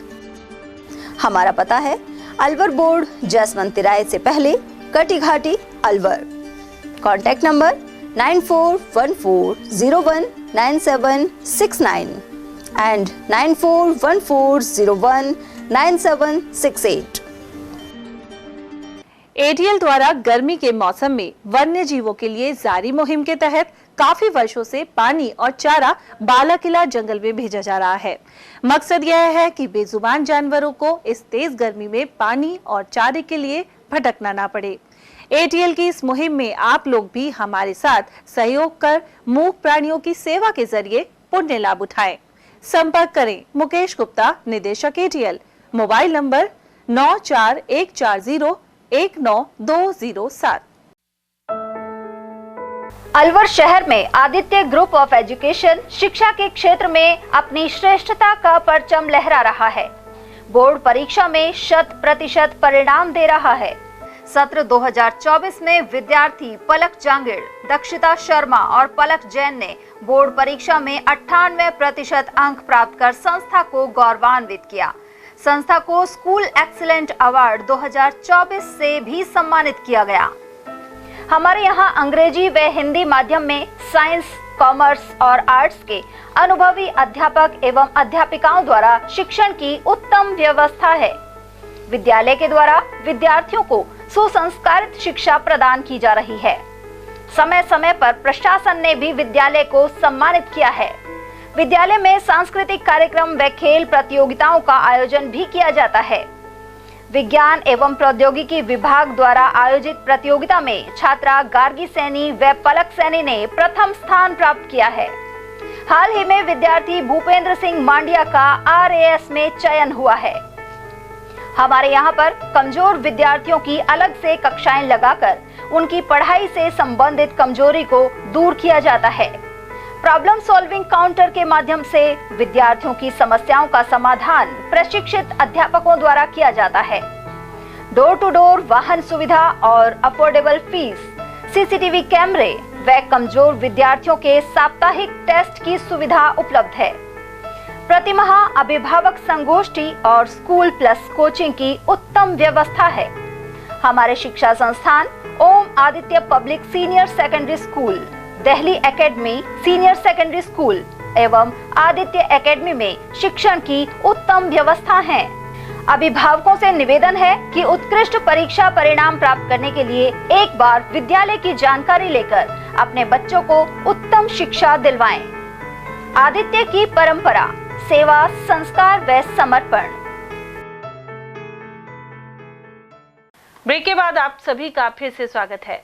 स्वामी विवेकानंद का महासमाधि दिवस गुरुवार को मनाया गया। भारत को विश्व गुरु हमेशा से ही कहा जाता है, लेकिन 1893 में शिकागो धर्म सम्मेलन के दौरान स्वामी विवेकानंद ने न केवल इसे फिर से प्रतिष्ठापित किया बल्कि आध्यात्मिक क्रांति का सूत्रपात किया। वे सम्मेलन के पूर्व एवं बाद में 2 बार अलवर भी आए। 1891 में 7 फरवरी से 31 मार्च तक उन्होंने मालाखेड़ा गेट के बाहर प्रवचन दिए थे। अशोका टॉकीज के पास यहाँ उनकी प्रतिमा मौजूद है। साथ ही पास स्थित लाला गोविंद साहेब विजय वर्गीय एवं कुछ अन्य लोगों के घर भी प्रवचन दिए। नंगली सर्किल के समीप स्थित स्वामी विवेकानंद स्मारक आज भी उनकी स्मृतियां संजोए हुए है। भारत विकास परिषद सहित डॉक्टर के गुप्ता और अन्य संबंधित लोगों की मेहनत से इसे मूर्त रूप मिला है। इस साधना स्थल का स्वामी विवेकानंद पैनोरमा के रूप में जीर्णोद्धार कर 2018 में उद्घाटन हुआ था। साथ ही ओम प्रकाश शर्मा सहित सेवादार निरंतर इसकी देखभाल करते हैं। दरअसल यहाँ एक बंगाली चिकित्सक डॉक्टर गुरुचरण लश्कर निवास करते थे और अलवर प्रवास के दौरान स्वामी विवेकानंद यहीं पर रुके थे। आप देख सकते हैं कि यहाँ उनकी विशाल प्रतिमा सहित विभिन्न घटनाक्रम से जुड़े चित्र भी लगे हुए हैं। वहीं गुरुवार को यहाँ कुछ युवा भी पहुंचे और ध्यान किया। उधर यहाँ मौजूद आध्यात्मविद एवं हार्टफुलनेस मेडिटेशन पद्धति के प्रशिक्षक और प्रसिद्ध रेडियो ब्रॉडकास्टर जयप्रकाश दुबे ने इस मौके पर अपने विचार कुछ इस तरह व्यक्त किए। स्वामी विवेकानंद जी पैनोरमा में आने का अवसर मिला। ये जीवन का आज का मेरा एक बहुत ही धन्य दिन है, एक धन्य दिवस। कल्पना के बाहर यहाँ का वातावरण, विशेषकर विपक्ष जहाँ स्वामी जी बैठकर को ध्यान करते थे, वो 8 करोड़ का एक कमरा, इसमें बैठकर आज मैंने अपने सुपुत्र के साथ उसमें ध्यान किया और मैं आश्चर्यचकित था। वहाँ के वातावरण को देख करके विभूत था। स्वामी जी की चेतना जैसे आज भी वहाँ विराजमान है, विद्यमान है, और जैसे स्वामी जी आज भी हम सबको वहाँ से आशीर्वाद दे रहे हैं, मैं आश्चर्य में था, मैं विस्मित था। ये अलवर का सौभाग्य है कि 1891 और 1898 में 2 बार स्वामी विवेकानंद जी का अलवर आगमन हुआ। पहली बार 2 महीना यहाँ रहे, उनकी बाद में लाला गोविंद साहब जी की हवेली जो विवेकानंद चौक में स्थित है, उसके टीले पर प्रवचन होते थे और यहाँ से सरिस्का होते हुए खीतड़ी स्वामी जी पहुँचे थे, जहाँ के महाराज ने उनको शिकागो जाने में आर्थिक मदद की, उनसे सहायता प्रदान की। तो ये कहूँगा अलवर का ये सौभाग्य है कि एक ऐसा स्थल यहाँ मौजूद है जो संभवतः अलवर के सबसे पवित्र स्थलों में एक है। सभी अलवर वासियों से मेरी अपील, मेरी गुजारिश कि मैं किसी तरह का प्राणी हूँ, नहीं का इंसान हूँ, एक साधक हूँ, एक शिक्षक हूँ, अध्यात्म का सबसे करबद्ध निवेदन इस स्थान पर ज़रूर आएँ और जिनके भी प्रयासों से, मैं एक एक करके नाम लूँगा तो बहुत फेरिस्त हो जाएगी, जिनके प्रयासों से ये स्थल का विकास हुआ, निर्माण हुआ, उन सबको मेरी ओर से बहुत बहुत साधुवाद, बहुत बहुत धन्यवाद। और अलवरवासी मेरे बहन भाइयों से निवेदन है, एक बहुत बड़ा तीर्थ स्थल मानकर, एक पवित्र मंदिर मान करके कम से कम 12 जनवरी और 4 जुलाई जो उनकी पुण्य तिथि और जन्म तिथियाँ हैं, अवश्य यहाँ पर आएँ। और कहने में ठीक है, आर्थिक इसमें मैं संतोष से कहता हूँ, लेकिन जैसी जो कुछ आवश्यकता हो, या भाई ओम प्रकाश जी लगातार सेवादार के रूप में रहते हैं, उनको संपर्क करें और सहयोग प्रदान करें। लेकिन सहयोग तो ठीक है, लेकिन ये जो लाभ है आध्यात्मिक, वो ज़रूर अलवर के सारे लोग एक बार कम से कमा करके ध्यान करें और देखें कितना अद्भुत चेतना स्थली अलवर के बिल्कुल मध्य में, यहाँ के हृदय स्थल में विद्यमान है। गौरतलब है कि हाल ही में प्रधानमंत्री नरेंद्र मोदी ने कन्याकुमारी स्थित स्वामी विवेकानंद स्मारक में 3 दिन का प्रवास किया था। यहाँ वह विशाल शिला स्थित है जहाँ समुद्र किनारे स्वामी विवेकानंद ध्यान किया करते थे। गुप्त नवरात्रों का शुभारंभ शनिवार से होगा। स्कीम 10 निवासी पंडित यक्ता शर्मा के अनुसार साल में कुल 4 नवरात्र होते हैं, उनमें से 2 गुप्त नवरात्र होते हैं और आषाढ़ माघ मास का गुप्त नवरात्रा 6 जुलाई को शुरू होने जा रहा है। इनका समापन 15 जुलाई को भडल्या नवमी पर होगा। इस अवधि में 10 महाविधाओं की पूजा अर्चना और तांत्रिक सिद्धियां गुप्त रूप से की जाती है। वहीं उन्होंने घट स्थापना के शुभ मुहूर्त की जानकारी भी दी। 6 जुलाई कल से गुप्त नवरात्रे प्रारंभ होंगे। शास्त्रों साल में कुल 4 नवरात्रे होते हैं, जिनमें चैत्र मास शुक्ल पक्ष, आश्विन मास शुक्ल पक्ष, आषाढ़ मास शुक्ल पक्ष और माघ शुक्ल पक्ष में नवरात्रे होते हैं। आषाढ़ मास शुक्ल पक्ष में होने वाले नवरात्रे और माघ मास में होने वाले नवरात्रे गुप्त नवरात्रे कहलाते हैं। गुप्त नवरात्रों में तंत्र मंत्र की साधना के लिए गुप्त रूप से भगवान की पूजा करके, माँ दुर्गा का अनुष्ठान करके सिद्धि और साधना की जाती है। गुप्त नवरात्रों का प्रारंभ कल 6 जुलाई से होगा और इस बार तृतीय तिथि के वृद्धि हो जाने से, अर्थात तृतीय तिथि 2 दिन हो जाने के कारण इस बार नवरात्रे, ये जो गुप्त नवरात्रे हैं 10 दिन के होंगे। इन नवरात्रों का समापन 15 जुलाई सोमवार बढ़ेले नवमी के स्वयंसिद्ध अबुझ मुहूर्तों में होगा। गुप्त नवरात्रों में 10 महाविद्याओं की पूजा, साधना और तांत्रिक सिद्धियां गुप्त रूप से की जाती है। माँ दुर्गा का आगमन गुप्त नवरात्रों पर घोड़े पर होगा। आदि शक्ति माँ दुर्गा की सवारी घोड़े पर आएगी, परंतु घोड़े पर माँ दुर्गा का आगमन विशेष शुभ नहीं माना जाता है। वैसे तो गुप्त नवरात्रों के दिन माँ दुर्गा की पूरे दिन घट स्थापना करके तंत्र साधना की जा सकती है, परंतु चौकड़िये के अनुसार शुभ मुहूर्त शुभ के चौकड़िये में प्रातःकाल 7:24 से 9 बजे तक रहेगा और अभिजित मुहूर्त और चर के चौकड़िये में दोपहर 12 बजे से 2 बजे तक घट स्थापना करके माँ दुर्गा को प्रसन्न किया जा सकता है। गुप्त नवरात्रों में तांत्रिक क्रियाओं के साथ ही तंत्र साधना की विशेष अनुष्ठान और पूजा की जाती है। इससे माँ दुर्गा प्रसन्न होकर के श्रद्धालुओं की और भक्तों की मनोकामना पूर्ण करती हैं। पीएम श्री केंद्रीय विद्यालय 14 वर्षीय क्रीड़ा प्रतियोगिता में अलवर के सेंट्रल स्कूल क्रमांक 1 ने हॉकी में सिल्वर मेडल प्राप्त किया है। यह प्रतियोगिता जयपुर में आयोजित हुई थी और इसमें रीजन क्षेत्र की टीमों ने हिस्सा लिया था। अलवर टीम में आर्यनगर विकास समिति के अध्यक्ष मुकेश पौरुष की पौत्री सुहानी सिंह भी शामिल थी। समिति ने उनकी इस सफलता पर अभिनंदन करते हुए उज्जवल भविष्य को लेकर शुभकामनाएं दी। कार्यक्रम में समिति सदस्य एवं पदाधिकारी उपस्थित रहे। महावीर इंटरनेशनल केंद्र के 50 वर्ष पूरे होने पर स्वर्ण जयंती वर्ष मनाया जा रहा है। इसी कड़ी में शुक्रवार को शांतिकुंज स्थित आचार्य हस्ती चिकित्सालय में निःशुल्क हड्डी रोग फिजियोथेरेपी शिविर लगाया गया। यहाँ हड्डी रोग विशेषज्ञ डॉक्टर हरि सिंह यादव और फिजियोथेरेपिस्ट डॉक्टर अनुराधा गोयल सहित डॉक्टर चेतन शर्मा द्वारा मरीजों को परामर्श दिया गया। केंद्र के कोषाध्यक्ष हेमंत मोदी ने बताया कि महावीर इंटरनेशनल केंद्र की स्थापना 4 जुलाई 1975 को की गई थी। स्वर्ण जयंती महोत्सव और सप्ताह के तहत मेडिकल कैंप में निःशुल्क परामर्श देकर दवाएं वितरित की गई हैं। रोडवेज रिटायर्ड एम्प्लॉयज एसोसिएशन ने अलवर बस स्टैंड परिसर स्थित शाखा कार्यालय में बैठक की। इस दौरान रिटायर्ड कर्मचारियों के बकाया भुगतान सहित अन्य मांगों को लेकर चर्चा की गई।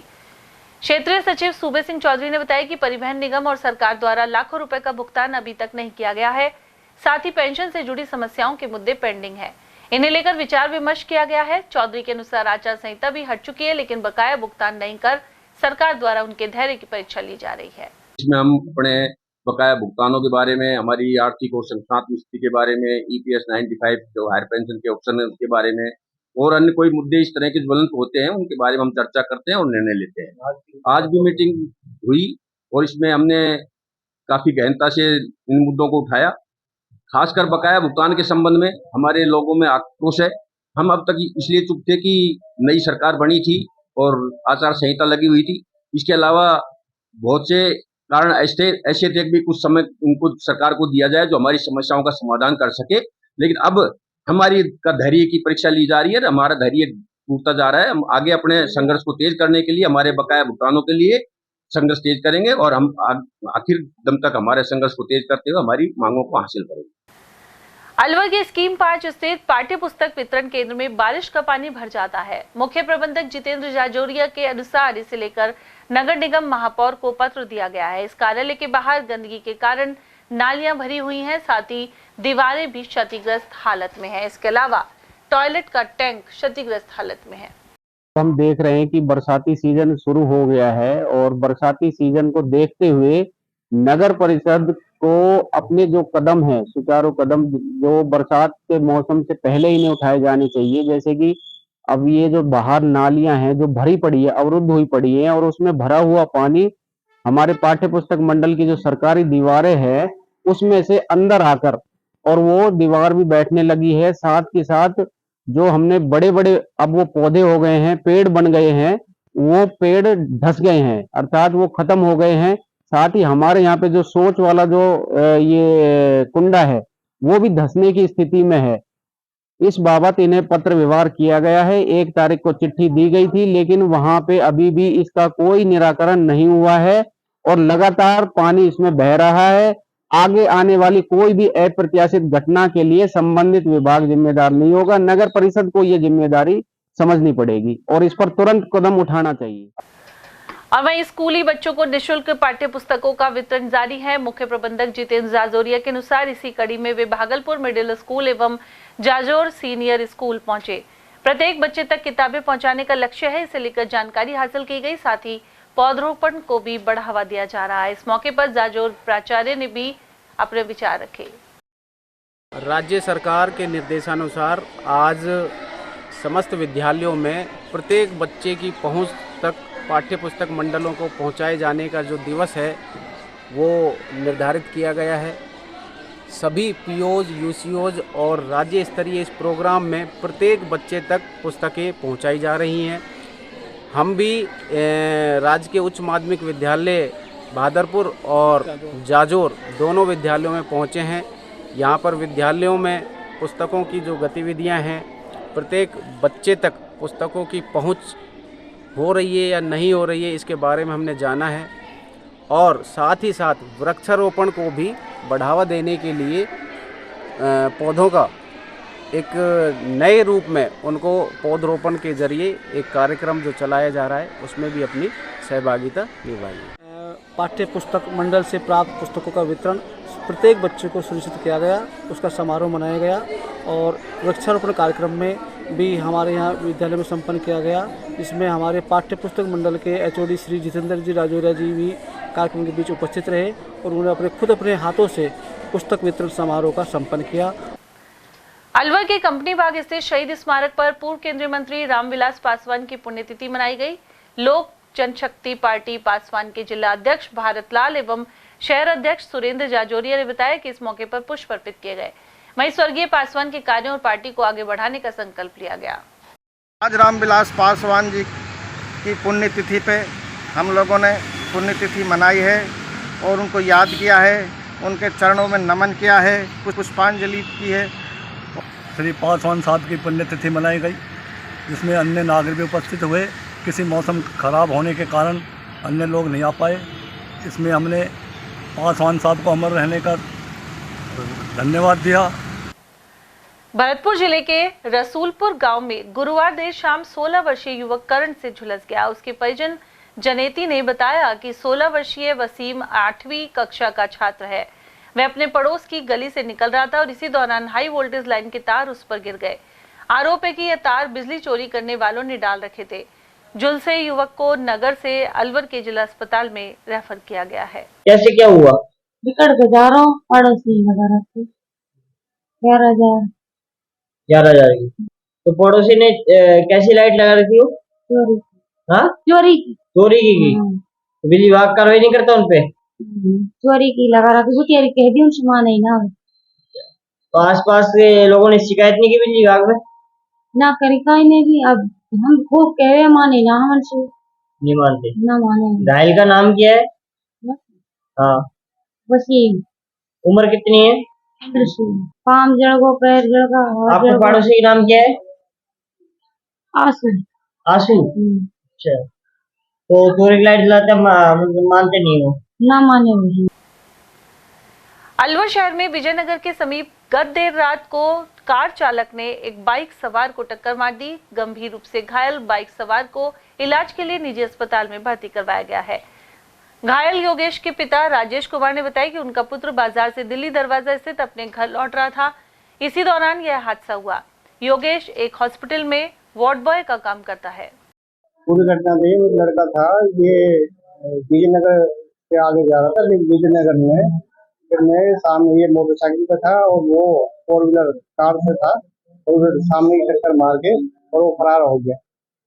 किसी ने इसको प्रगति हॉस्पिटल में पहुंचाया। पहुंचाने के बाद में हमको फोन आया, हम वहाँ गए। जब उसके बाद में इसको सरकारी अस्पताल में इसमें एक इसका कान कट गया था और इसके जांघ की हड्डी टूट गई। ऑपरेशन के बोला डॉक्टर। क्या नाम है? योगेश कुमार। कितनी उम्र है? उम्र 24 साल। क्या करते हैं? ये प्रगति हॉस्पिटल में वार्ड बॉय का काम करता है। जिला उद्योग एवं वाणिज्य केंद्र की ओर से मुख्यमंत्री लघु उद्योग प्रोत्साहन योजना के तहत युवाओं से आवेदन लिए जा रहे हैं। महाप्रबंधक एमआर मीणा ने बताया कि जुलाई माह के अंत तक इस योजना में आवेदन किया जा सकता है। खुद का उद्योग लगाने के इच्छुक युवा इस योजना में लाभ उठा सकते हैं। इसमें ब्याज में छूट के अलावा सब्सिडी भी प्रदान की जा सकती है। मुख्यमंत्री लघु उद्योग प्रोत्साहन योजना राजस्थान सरकार की फ्लैगशिप स्कीम है और इसके अंतर्गत 5 से 8% ब्याज का प्रावधान है। इंटरेस्ट सब्सिडी बैंक के मार्फत बैंक स्पॉन्सर्ड स्कीम है और इसमें मैक्सिमम 10 लाख रुपए तक फाइनेंस हो सकता है बैंक के माध्यम से।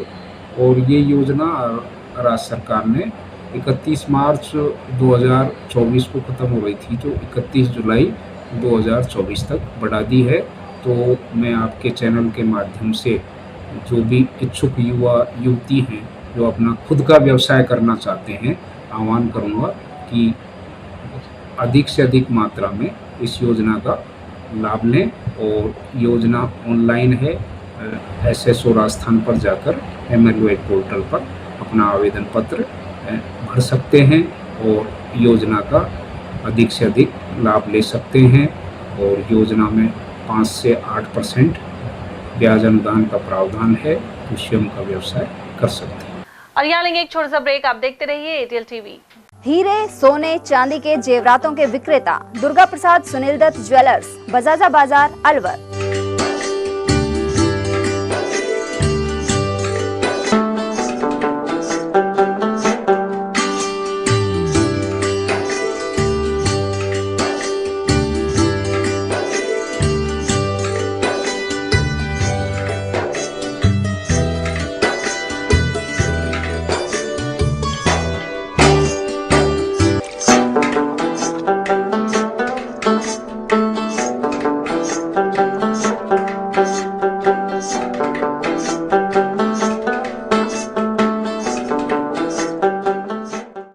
सोने चांदी के जेवरातों के विक्रेता दुर्गा प्रसाद सुनील दत्त ज्वेलर्स, बजाजा बाजार, Alwar.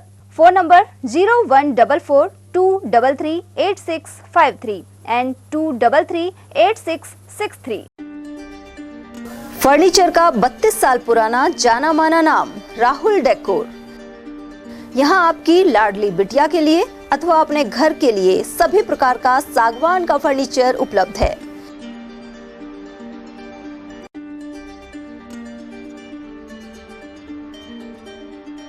Double bed, dressing table, sofa set सागवान एवं कपड़े वाले तथा सेंटर टेबल, भट्टी कलर, स्टील अलमारी, ब्रांडेड एवं सॉफ्टी फोम के गद्दे आपकी नाप तोल से बनाए जाते हैं।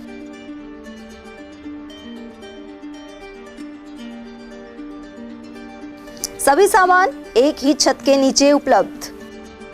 हमारा पता है अलवर बोर्ड, जसवंत तिराहे से पहले, Kati Ghati, Alwar. Contact number 9414019769 and 9414019768। ATL द्वारा गर्मी के मौसम में वन्य जीवों के लिए जारी मुहिम के तहत काफी वर्षों से पानी और चारा बालाकिला जंगल में भेजा जा रहा है। मकसद यह है कि बेजुबान जानवरों को इस तेज गर्मी में पानी और चारे के लिए भटकना ना पड़े।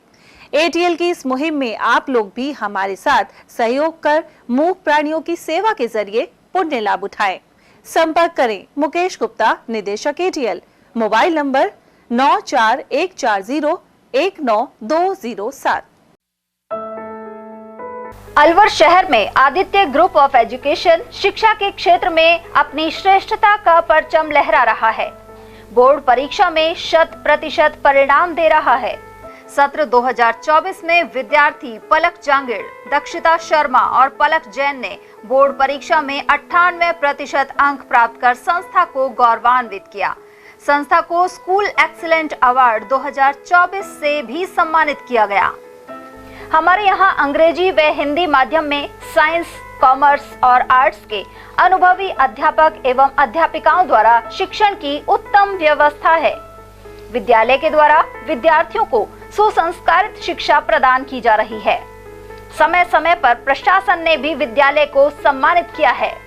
विद्यालय में सांस्कृतिक कार्यक्रम व खेल प्रतियोगिताओं का आयोजन भी किया जाता है।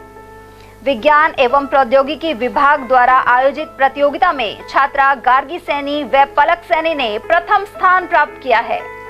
हाल ही में विद्यार्थी भूपेंद्र सिंह मांडिया का RAS में चयन हुआ है। हमारे यहाँ पर कमजोर विद्यार्थियों की अलग से कक्षाएं लगाकर उनकी पढ़ाई से संबंधित कमजोरी को दूर किया जाता है। प्रॉब्लम सॉल्विंग काउंटर के माध्यम से विद्यार्थियों की समस्याओं का समाधान प्रशिक्षित अध्यापकों द्वारा किया जाता है। डोर टू डोर वाहन सुविधा और अफोर्डेबल फीस, CCTV कैमरे व कमजोर विद्यार्थियों के साप्ताहिक टेस्ट की सुविधा उपलब्ध है। प्रतिमाह अभिभावक संगोष्ठी और स्कूल प्लस कोचिंग की उत्तम व्यवस्था है। हमारे शिक्षा संस्थान Om Aditya public senior secondary school, Delhi academy senior secondary school एवं आदित्य एकेडमी में शिक्षण की उत्तम व्यवस्था है। अभिभावकों से निवेदन है कि उत्कृष्ट परीक्षा परिणाम प्राप्त करने के लिए एक बार विद्यालय की जानकारी लेकर अपने बच्चों को उत्तम शिक्षा दिलवाएं। आदित्य की परंपरा, सेवा, संस्कार व समर्पण। ब्रेक के बाद आप सभी का स्वागत है। बात करते हैं अकबरपुर की, जहां थाना अंतर्गत कुशालगढ़ गांव के समीप तालाब में डूबने से एक युवक की जान चली गई। पुलिस के अनुसार मृतक कोटपुतली निवासी सुशील कुमार अपने साथियों के साथ घूमने आया था। उसके शव को अकबरपुर CSC की मोर्चरी में पोस्टमार्टम के लिए रखवाया गया है। साथ ही परिजनों को सूचना दे दी गई है। घटना दिनांक 4/7/2024 की है। कुशालगढ़ से बर्तरी रोड पर तालाब में एक व्यक्ति की डूबने की सूचना मिली थी। मौके पर पहुंचे तो ज्ञात हुआ कि सुशील कुमार पुत्र राम सिंह जाति जाट निवासी डिस, पुलिस थाना बहरोड, जिला कोटपुतली बहरोड, अपने मित्रों के साथ घूमने के लिए आया था, जिसकी तालाब में डूबने से मौत हो गई। लाश को CSC अकबरपुर के इसी घर में रखवाया गया है, जिसका पोस्टमार्टम परिजनों को सूचित कर दिया गया है तथा पोस्टमार्टम करवाया जाकर लाश परिजनों को सुपुर्द की जाएगी। राष्ट्रीय खाद्य सुरक्षा योजना की eKYC की तारीख बढ़ाने की मांग उठ रही है। इससे संबंधित केंद्र सरकार से मिलने वाली सभी योजनाओं का लाभ राशन कार्ड के पात्र लाभार्थी को मिल सकेगा। इन दिनों राष्ट्रीय खाद्य सुरक्षा योजना और बाल आधार आदि अपडेट करवाने के लिए सुबह से ही आधार केंद्र पर भीड़ लग जाती है। वहीं आधार केंद्र के संचालक सुबह सिंह ने बताया कि सभी पात्र लोगों की eKYC नहीं हो पाई है, ऐसे में इसकी तारीख बढ़ाई जानी चाहिए। गवर्नमेंट ने जो ये 30 जून कर रखी है, इसको बढ़ाना चाहिए, क्योंकि आधार में टाइम लगता है छोटे बच्चों के फिंगर अपडेट होने में, और सारे आधार सेंटरों पे अधिक काम होने के लिए कम से कम 3 महीने तो और बढ़ने चाहिए, जिससे सेंटरों पे जो भाग दौड़ मच रही है, रात को लाइन में आके लग रहे हैं लोग, वो भी अपने समय से आगे करा लेंगे। सबको ऐसे लगता है कि 30 जून लास्ट है तो पहले मैं करा लूँ, या मारा थोड़ी हाथ पाए धक्का मुक्की हो रही है। मालाखेड़ा उपखंड क्षेत्र में रात्रि चौपाल एवं जन सुनवाई आयोजित हुई। मोहब्बतपुर पंचायत में रात्रि चौपाल का आयोजन हुआ। इस दौरान SDM के सामने लोगों ने अतिक्रमण और जल जीवन मिशन से जुड़ी समस्याएं रखी। साथ ही नदी के बहाव क्षेत्र से मिट्टी और बजरी दोहन को लेकर शिकायत की गई। इसे लेकर SDM ने संबंधित विभाग को निर्देश दिए हैं। उपखंड अधिकारी देवी सिंह ने बताया कि सरकार की मंशा के अनुरूप जन समस्याएं हल करने के लिए रात्रि चौपाल का आयोजन किया गया है। उधर पुनखर ग्राम पंचायत मुख्यालय पर उपखंड अधिकारी देवी सिंह ने जन सुनवाई की, साथ ही अनेक समस्याओं का मौके पर ही निपटारा हुआ। SDM के अनुसार अन्य शेष रही समस्याओं को संबंधित विभाग के अधिकारी के पास भेजा जा रहा है। इनका निदान भी 7 दिन में कर दिया जाएगा। वहीं ग्राम पंचायत मुख्यालय पर हुई इस सुनवाई में सरपंच, सचिव और अन्य संबंधित कार्मिक भी मौजूद रहे। मालाखेड़ा क्षेत्र में 2 दिन से लगातार बारिश के बाद सड़कें तरल-ताल बन गई हैं। यहाँ नगर पालिका का सृजन तो हो गया, लेकिन बजट नहीं मिलने से विकास कार्य ठप हैं। सुभाष चौक से रेलवे स्टेशन की ओर जाने वाले मार्ग पर दोनों ओर नाला नहीं है। ऐसे में बारिश का पानी सड़क पर ही जमा हो जाता है। साथ ही गड्ढों से निकलना लोगों के लिए परेशानी का कारण बन गया है।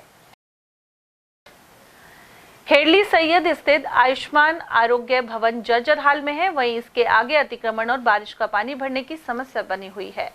इसे लेकर कर्मचारियों ने खंड मुख्य चिकित्सा अधिकारी लोकेश मीणा को अवगत कराया है।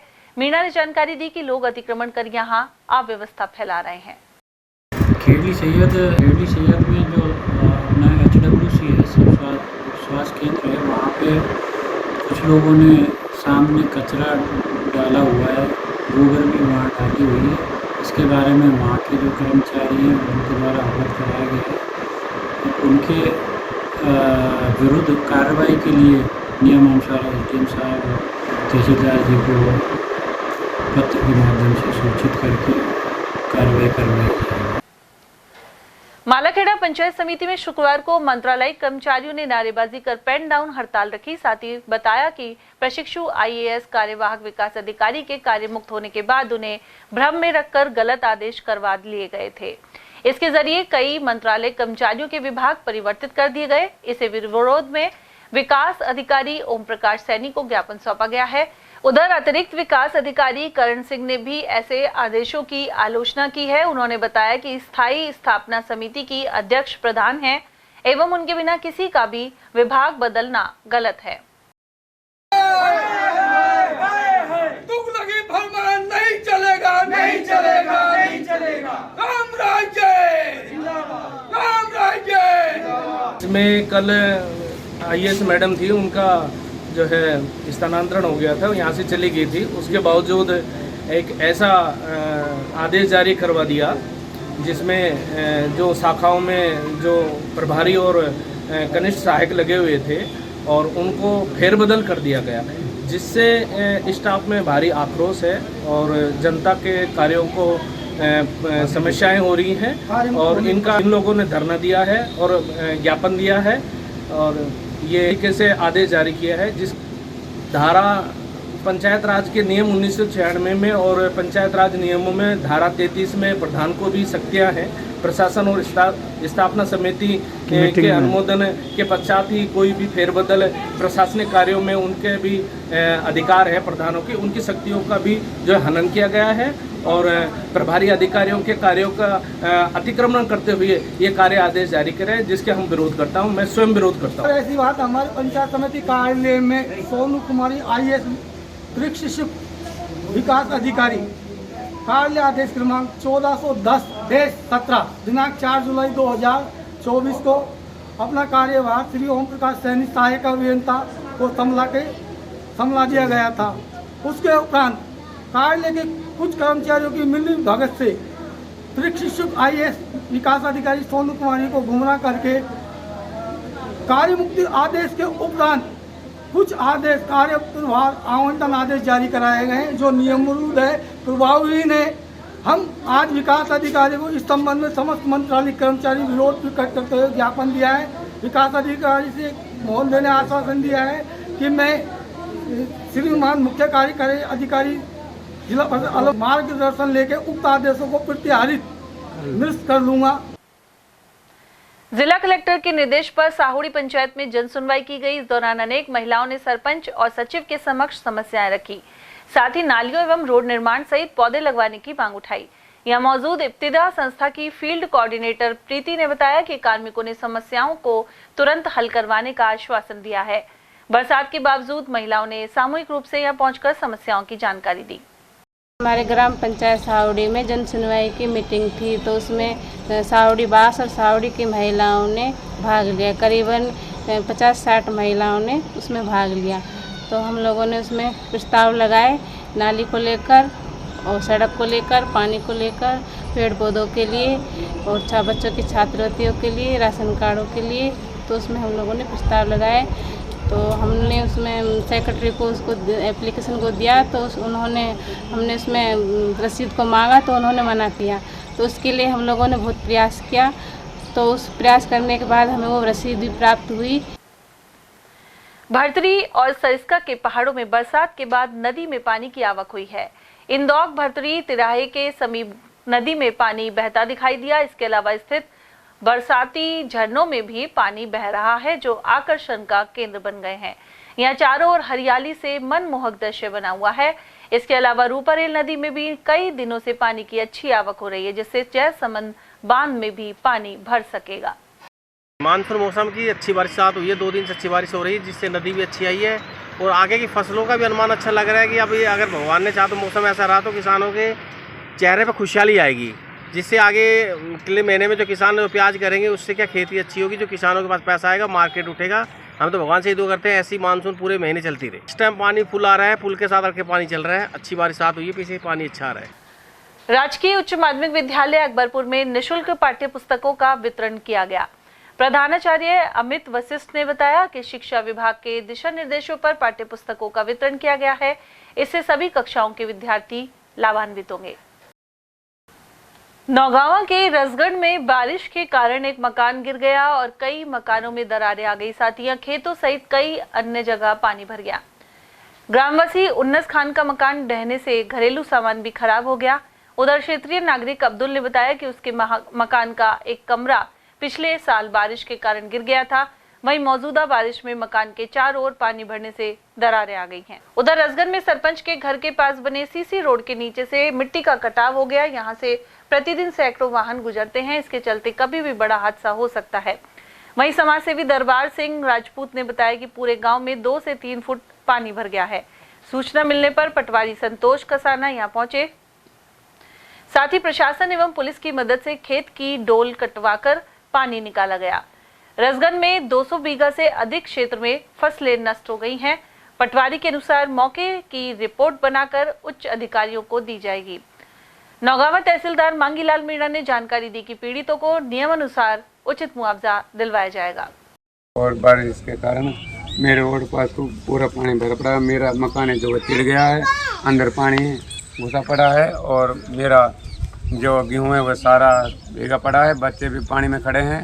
अब पिछले साल मेरा मकान गिर गया, उसका कोई दिलासा देते रहे, उसका कोई मुआवजा नहीं है। और अब फिर मेरा मकान पूरा हुआ है, बच्चे पूरे हम आए पड़े हैं पानी में और सरकार कुछ दिलासा देती है। खाली मेरे रोड पास के पानी भरा पड़ा है, मकान का वह दराड़ आई पड़े, कभी मेरा मकान गिर सकता है। सरकार से मैं अपील करता हूँ कि मेरा कोई मुआवजा कुछ दिलाए। 1.5-2 घंटा लगातार बारिश होने के कारण पूरे जंगल का पानी, पूरे पहाड़ का पानी इकट्ठा हुआ गांव रसगढ़ में। इसके कारण 4-5 घर गिर चुके हैं और पानी बहुत भयंकर आ गया। तो तहसीलदार की मदद से, पटवारी की मदद से और पुलिस की मदद से हमने ये पानी आगे कटवाया है, खेतों में कटवाया है। तो पानी अब धीरे धीरे निकल रहा है यहाँ से। फसल का पानी कटने से फसल में नुकसान नहीं हो रहा। जो पानी पीछे रुका है उससे नुकसान हो गया फसल में, ज़्यादा वो नष्ट होगी फसल। 200-300 बीघा फसल नष्ट होगी। नौगांवा तहसील के ग्राम शेरपुर कबास में पेयजल समस्या पिछले कई सालों से बनी हुई है। इसे लेकर महिलाओं ने तहसीलदार को ज्ञापन सौंपा है। ग्रामवासी सरोज ने बताया कि शिकायत करने पर प्रशासन ने कोई सुनवाई नहीं की। इसके अलावा कुएं की जमीन पर गांव के कुछ दबंग लोगों ने अतिक्रमण कर रखा है। वहीं इस दौरान कविता, अनीता, बबीता, बबली और भगवंती सहित अन्य महिलाएं मौजूद रही। हम कम से कम 8-10 साल से दुखी हैं पानी के लिए। 4 साल से हम एप्लीकेशन लगा रहे हैं, कोई कार्रवाई नहीं हो रही। सरपंच के पास जाते हैं, बोलते हैं ये सरकारी जगह है, इस पे किसी ने स्टे लगा रखी है, किसी का नाम लेते हैं और कुछ उस सरकारी जगह है ना, उस पर किसी ने मतलब गाँव वालों ने लकड़ी पटक रखे हैं, वे हटा भी नहीं रहे। उनको अभी बोला हमने, सरपंच ने कहा कि उनको हटाओ, हम टक्की बनवाएंगे, फिर भी कोई कार्रवाई नहीं हो पा रही है। तो हम चाहते हैं कि वो लकड़ी पे रहते हैं और हमारे जो शेरपुर बास में पानी की टंकी बने और घर घर सप्लाई की जाए। कि हमारे गांव में पानी को लेकर बहुत ज़्यादा समस्या है। पानी को लेकर के काफ़ी महिलाएं आक्रोश में आई हैं। आज समस्या ये है कि पानी को लेकर के कि हमारी जो महिला मंडल है वो शेरपुर से लालदास मंदिर के पानी के लिए जाती है। पूरी समस्या ये आ रही है कि वहाँ से मटके उठा करके, बाल्टी उठा करके मंदिर जाती है। वहाँ से बहुत ज़्यादा कठिनाइयों के साथ गुजरना पड़ रहा है पूरे ग्रामवासियों को। सातों बिरादरी को बहुत ज़्यादा परेशानियों के कारण हमने भूपेंद्र यादव जी आए अभी लालदास मेले मंदिर में, उनको भी ज्ञापन दिया इस बारे में।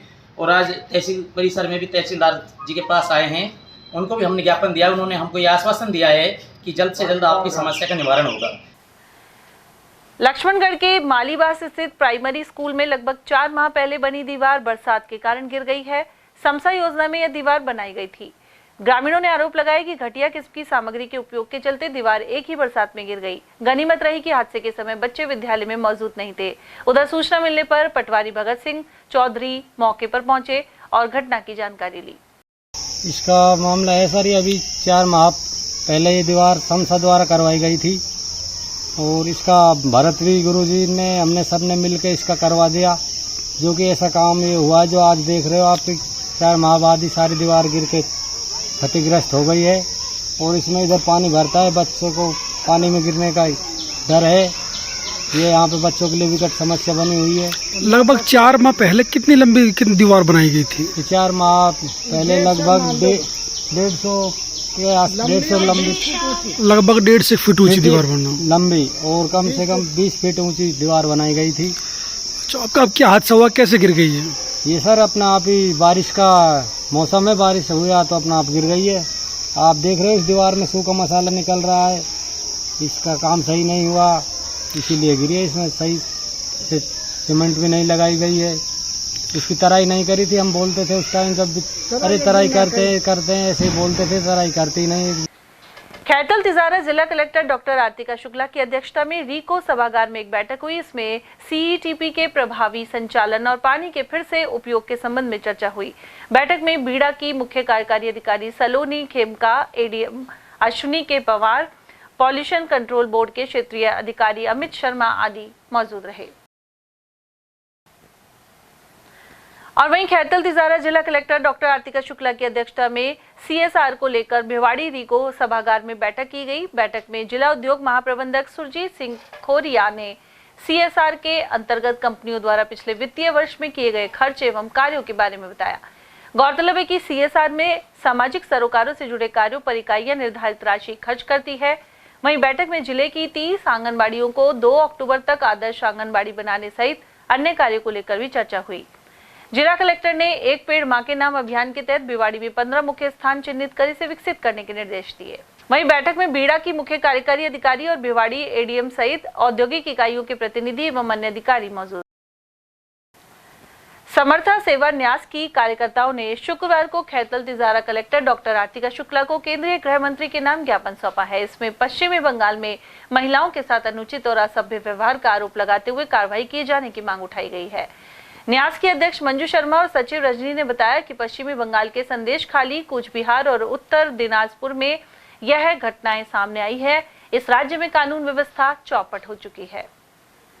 वहीं ज्ञापन देने वालों में गायत्री, निकिता, अनीता, संतोष और सुनीता आदि उपस्थित रही। सेवा न्यास जयपुर की तरफ से माननीय गृह मंत्री भारत सरकार को एक ज्ञापन दे रहे हैं। पश्चिम बंगाल में एक महिला मुख्यमंत्री के होते हुए भी इतनी हिंसा हो रही है कि वहाँ महिलाओं पर सीधे अत्याचार हो रहे हैं और दरिंदों के इतने हौसले बुलंद है कि वहाँ महिलाएं सुरक्षित नहीं है। हम इसका कड़ा विरोध करते हैं और भारत सरकार से निवेदन करते हैं कि तुरंत इस विषय पर गौर करें और मातृशक्ति को इस प्रकार का अपमान न सहना पड़े। और वो असुरक्षित क्यों, जब भारत में महिलाओं के लिए इतना आदर सम्मान है तो पश्चिम बंगाल में ऐसा क्यों। खैरतल पुरानी अनाज मंडी से सिंधी बाजार में शुक्रवार को सिंधी पकौड़ा दिवस मनाया गया। किसनानी द्वारा आयोजित कार्यक्रम में पकौड़ियां वितरित की गई। इस मौके पर रिचपाल, दिलीप, मनीष, हुकूमत और बंटी आदि मौजूद रहे। बारिश के चलते सिंधी पकौड़ा दिवस पर लोगों ने खासा लुत्फ उठाया। तिजारा के राजकीय प्राथमिक विद्यालय नंबर 2 में पौधरोपण कार्यक्रम आयोजित हुआ। प्रधानाध्यापिका बबीता ने बताया कि एक पौधा विद्यार्थी के नाम का संकल्प लिया गया है। इसी कड़ी में मनीषा कुमारी के जन्मदिन के उपलक्ष्य में पौधे लगाए गए। इस स्कूल में 70 विद्यार्थी पढ़ते हैं और सभी पौधे लगाकर उनकी देखभाल करेंगे। इस मौके पर विमलेश, परमीना, मनीषा, सिमरन, आरती, पूजा और आकाश आदि मौजूद रहे। विद्यालय नंबर 2 तिजारा से मनीषा कक्षा 4 की बच्ची है। इसका बर्थडे है। हमको हमारे विद्यालय में 70 बच्चों का नामांकन है। हम 70 पौधे लगाने का संकल्प लिया है। और यहाँ लेंगे एक छोटा सा ब्रेक। आप देखते रहिए एयरटेल टीवी। हीरे, सोने, चांदी के जेवरातों के विक्रेता दुर्गा प्रसाद सुनील दत्त ज्वेलर्स, बजाजा बाजार, Alwar.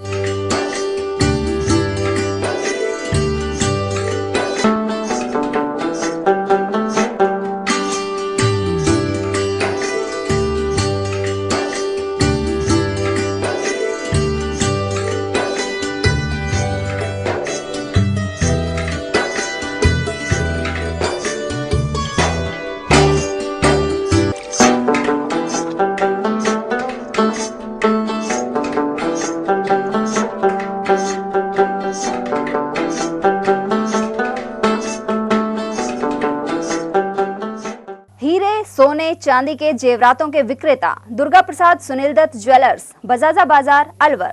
Phone number 0144233863 and 2338663। Furniture का 32 साल पुराना जाना माना नाम राहुल डेकोर। यहाँ आपकी लाडली बिटिया के लिए अथवा अपने घर के लिए सभी प्रकार का सागवान का फर्नीचर उपलब्ध है।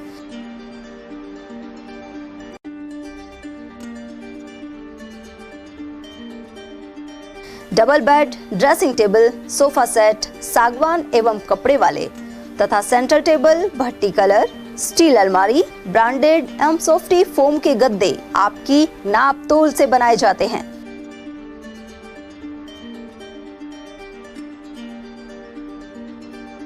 सभी सामान एक ही छत के नीचे उपलब्ध।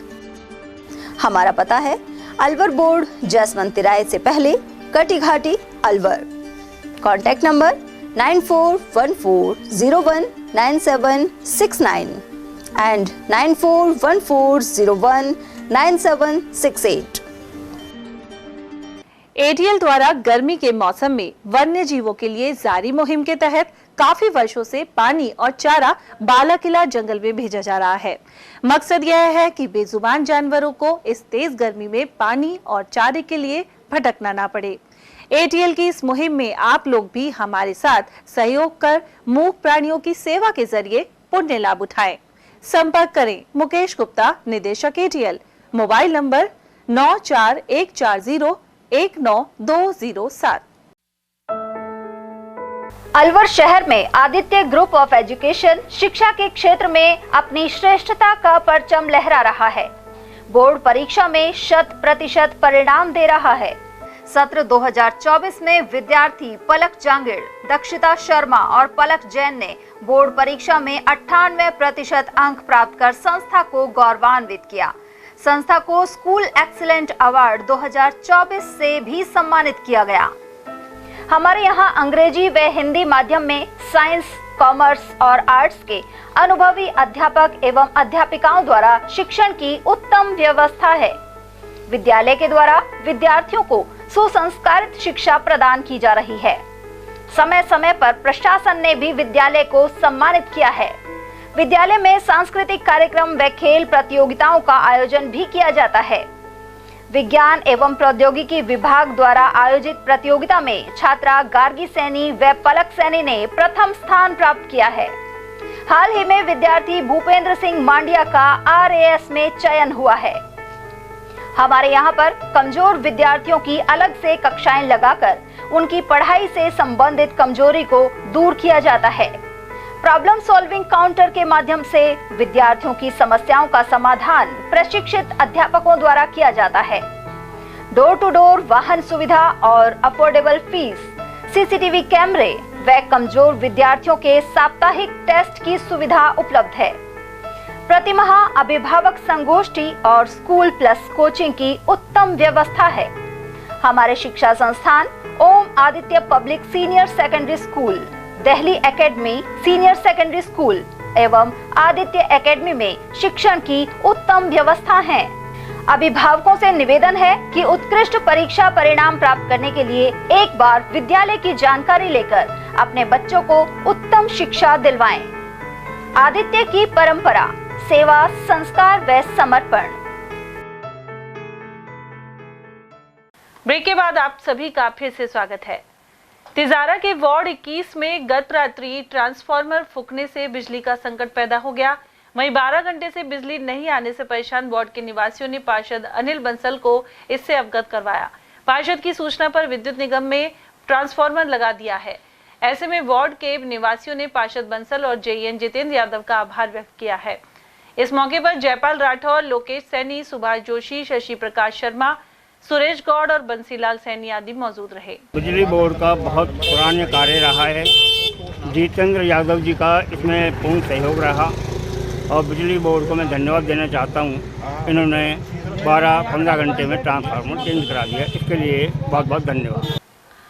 खैरतल तिजारा कलेक्टर डॉक्टर आरतिका शुक्ला ने शुक्रवार को किशनगढ़वास उप कारागृह में पौधरोपण अभियान का शुभारंभ किया। इस जिले के सभी विभागों एवं आमजन की सहभागिता से 10 लाख पौधे लगवाए जाएंगे। वहीं जेल परिसर में 800, दशहरा मैदान में 200 और तहसील परिसर में 100 पौधे लगाए गए हैं। वहीं इस मौके पर नगर पालिका अध्यक्ष तारामणि सिंघल, एसडीएम मूलचंद लूनिया सहित मदन सिंह शेखावत, रामजी लाल वर्मा, जगदीश खीचड़, धर्मेंद्र यादव, रामेश्वरम लाल चौधरी और सीताराम मीणा आदि मौजूद रहे। जिले में तो हमने एक बहुत ही महत्वाकांक्षी योजना बनाई है, जिसके तहत हम जिले में 10 लाख पौधे इस साल लगवाएंगे। उसमें से 7 लाख हमने गवर्नमेंट एजेंसीज के बीच बांटा है और 3 लाख हम CSR और जन सहयोग से लगाने की योजना हमने बनाई है। इस क्रम में आज पहला प्रोग्राम SDM किशनगढ़ बास और कमिश्नर किशनगढ़ बास पालिका ने आज शुरुआत की है इसकी, जिसके तहत आज इस जेल परिसर में 800 पौधे और पूरे ब्लॉक में लगभग 30,000 पौधे आज लगाए जा रहे हैं। संरक्षण की यही हमने प्लानिंग की है कि हर एक पौधा जो लगे उसकी एक जियो टैग्ड फ़ोटो होगी और वो परिसर और वो फ़ोटो टाइम और डेट के स्टैंपिंग के साथ ब्लॉक पे और डिस्ट्रिक्ट एडमिनिस्ट्रेशन के पास रहेगा। उसकी परस्पर ध्यान रखा जाएगा। वृक्षारोपण की शुरुआत में DFO साहब ने हमारे सभी कार्मिकों को एक बहुत अच्छी ट्रेनिंग दी थी कि हर पौधे का कैसे ध्यान रखना है, कैसे उसको लगाना है, और हमारी उम्मीद यही रहेगी कि इसमें से हम मैक्सिमम इनको लिवेबल रखेंगे आफ्टर 1 ईयर। उत्तर प्रदेश के हाथरस में हाल ही में धार्मिक आयोजन के दौरान हादसे में 121 लोगों की मौत हो गई थी। इसे लेकर कांग्रेस और भाजपा के नेताओं ने प्रतिक्रिया व्यक्त की है। भाजपा के जिला उपाध्यक्ष देशराज वर्मा के अनुसार यूपी सरकार ने मुआवजे की घोषणा की है। साथ ही मुख्यमंत्री योगी आदित्यनाथ ने न्यायिक जांच के आदेश दिए हैं और दोषियों को बख्शा नहीं जाएगा। उन्होंने आरोप लगाया कि कांग्रेस नेता राहुल गांधी राजनीति करने हाथरस पहुंचे हैं। आयोजक होते ना, वो पहले ही कलेक्टर के यहाँ एप्लीकेशन देते हैं, आयोजक के द्वारा दिया जाता है, सुरक्षा की होती है, किस तरह का आयोजन होगा, वो पूरी व्यवस्थाएं करते हैं। लेकिन इसमें भगदड़ मची है ना, वो एक निंदनीय घटना हुई है। ऐसा नहीं है कि चला के घटना घटी, ये घटना घटी है, मानते हैं 130 लोगों को बेचारों का एक्सपायर हुए हैं उसमें, लेकिन उत्तर प्रदेश सरकार उसकी पूर्णतः जाँच कर रही है। ऐसा नहीं है, और उनको मुआवजा दिया गया है। कौन कहता है ऐसा नहीं हो? राहुल गांधी जाके वावंडर कर रहे हैं, लेकिन जांच हो रही है। उनको न्यायिक अभिरक्षम ले 6 लोग पकड़े भी गए हैं वहाँ। ऐसा नहीं है, काम हो रहा है और उनको बिल्कुल सब लोगों के साथ वहाँ का मुख्यमंत्री खड़ा हुआ है। ये सरकार का मुद्दा है और सरकार इस तरह के कदम उठा रही है कि जब भी कोई आयोजन होंगे तो उसकी पूर्णतः जाँच की जाएगी और दोबारा से ऐसी घटना घटे इस पर ध्यान दिया जाएगा। और रही अलवर की बात करते तो अलवर में जो कार्यक्रम हुआ उसकी पूर्णतः जाँच हुई थी और एक हमारे जो आयोजक थे मैं उसमें भी शामिल था। आयोजकों ने बहुत तरीके से काम किया था और यहाँ इस तरह की घटना नहीं घटी, लेकिन वहाँ अधिक संख्या में आने से ऐसा कार्यक्रम हुआ है, उसके लिए निंदनीय है। हम भी शोक प्रकट करते हैं, लेकिन मुआवजा उत्तर प्रदेश सरकार ने उनको दिया है। उधर प्रदेश कांग्रेस कमेटी के महासचिव अशोक कुमार सैनी ने बताया कि लोकसभा में नेता प्रतिपक्ष राहुल गांधी ने हाथरस पहुंचकर घायलों के हालचाल पूछे, साथ ही मृतकों के घर जाकर संवेदनाएं व्यक्त की, जबकि प्रधानमंत्री नरेंद्र मोदी ने ऐसा कदम नहीं उठाया। सैनी ने हादसे के पीछे कार्यक्रम आयोजकों के अलावा स्थानीय प्रशासन को दोषी बताया है। साथ ही कहा है कि केंद्र और राज्य सरकार ने इस तरह के धार्मिक कार्यक्रमों के लिए कोई गाइडलाइन नहीं बनाई है। जो बाबा का प्रोग्राम था उसमें प्रशासन को, लोकल प्रशासन को ये मालूम था कि इस तरह के बाबा के प्रोग्राम में 10,000 की 5,000 की परमिशन मांगते हैं और लाखों की तादाद में भीड़ होती है। ऐसे में लोकल प्रशासन को चाहिए था कि वहाँ की व्यवस्था देखे, लेकिन बीजेपी के राज में तो ऐसा लगता है कि इनको कोई पब्लिक के सुख दुख से कोई मतलब ही नहीं। वहाँ बाबा का प्रोग्राम था, लाखों की तादाद में भीड़ थी, ना कोई व्यवस्था वहाँ पर। पुलिस प्रशासन के नाम के प्रशासन आपके टीवी के माध्यम से पता लग रहा है कि लाखों की भीड़ में 40 आदमी पुलिस के वहाँ भेज रखे थे।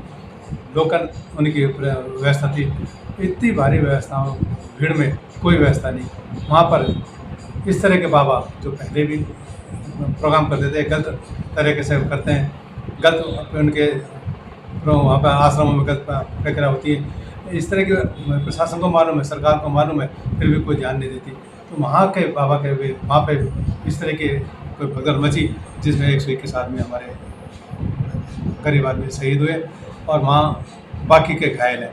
तो हमारे नेता राहुल गांधी जी, नेता विपक्ष के जो आज केंद्र में है, वो अपने विपक्ष की भूमिका निभाने के लिए राहुल गांधी जी वहाँ पहुँचे।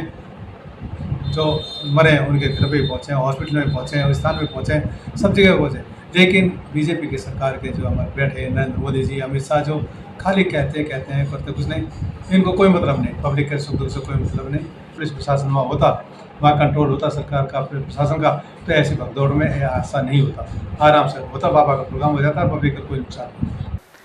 बहरोड पुलिस ने मुखबिर की सूचना पर कार्रवाई करते हुए नशीली दवाओं से भरे 2 बैग जब्त किए हैं। साथ ही एक युवक को हिरासत में लिया गया है। कोटपुतली बहरोड एसपी वंदिता राणा के निर्देश पर थानाधिकारी महेश तिवारी ने कार्रवाई को अंजाम दिया।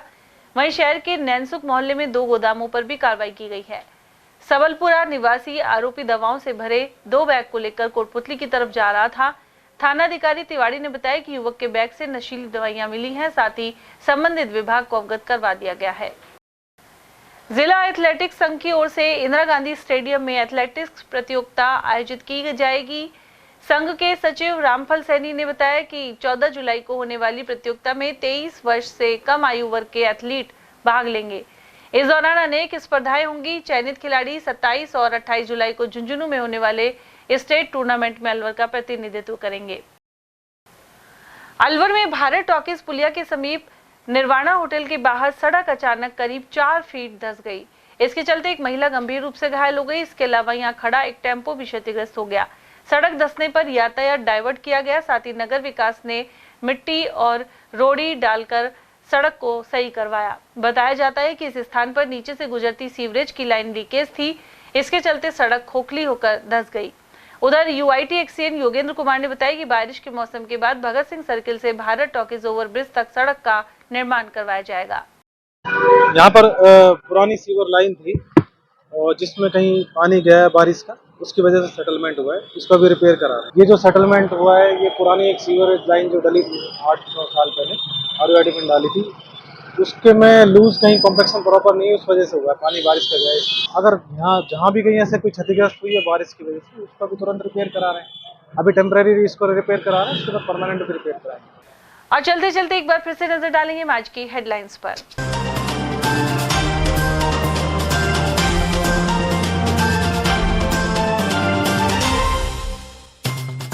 मशीनें लगाकर शहर के नालों की सफाई के लिए केंद्रीय मंत्री भूपेंद्र यादव ने दी हिदायत। मिनी सचिवालय में अफसरों की ली बैठक।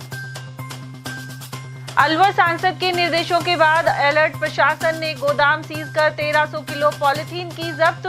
शहर के नाले बाधित होने के पीछे सांसद ने पॉलीथीन को भी बताया था वजह। एसीबी ने घूसखोर पटवारी को रंगे हाथों किया ट्रैप। मांडन क्षेत्र के पटवारी ने नामांतरण के लिए मांगी थी रिश्वत। और मूसलाधार बारिश के बीच जल स्रोतों पर जान जोखिम में डाल रहे हैं लापरवाह लोग। प्रशासन ने मूंदी आंखें। इसी के साथ खबरों में आज इतना ही। दीजिए अर्चना जैन को इजाजत। नमस्कार।